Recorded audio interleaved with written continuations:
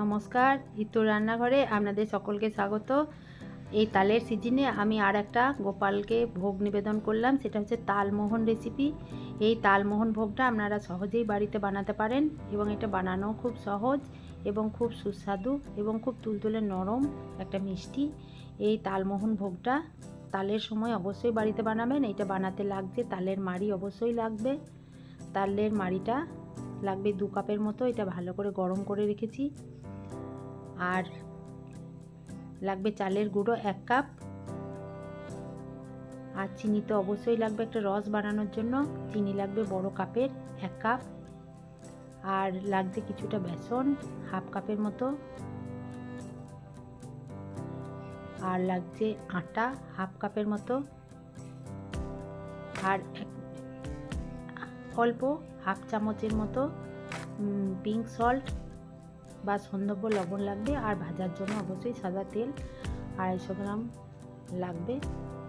এরপর আমি এই মিশ্রণটা তৈরি করব। প্রথমে আমি একটা কড়াইয়ের মধ্যে চিনিটা ঢেলে দিলাম। 1 বাটি চিনির জন্য আমি 1.5 বাটি জল দিলাম। রসটা পাতলা বানাতে হবে। এরপর আমি এই চিনিটা আর জলটা দিয়ে রসটা বানাতে আমি গ্যাসের ওভেনটা জ্বেলে দিয়ে আমি রসটা বানাতে লাগলাম। রসটা চিনিটা গলুক, আর এই অবস্থায় আমি একটা পাত্রে চালের গুঁড়োটা নিয়ে নিলাম। তারপর আমি অল্প পরিমাণ আটাটা নিলাম, আর বেসনটা একটু বেশি লাগবে, 4 চামচের মতন বেসনটা দিয়ে দিলাম ওর মধ্যে।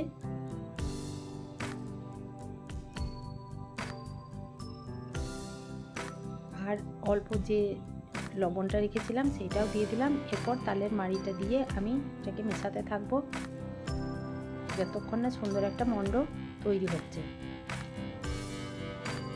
গরম মাড়িতে অবশ্যই মাখাতে হবে, নইলে ঠান্ডা অবস্থায় মাখালে জিনিসটা ভালো হবে না।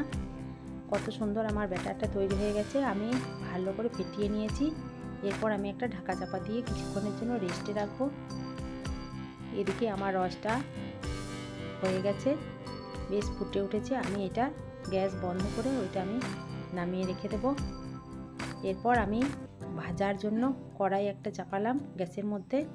এরপর আমি তেলটা ঢেলে দিলাম ওর মধ্যে আমি তেলটার মধ্যে একটু ঘি মিশিয়ে রেখেছিলাম, সেটা আমি দিয়ে দিলাম।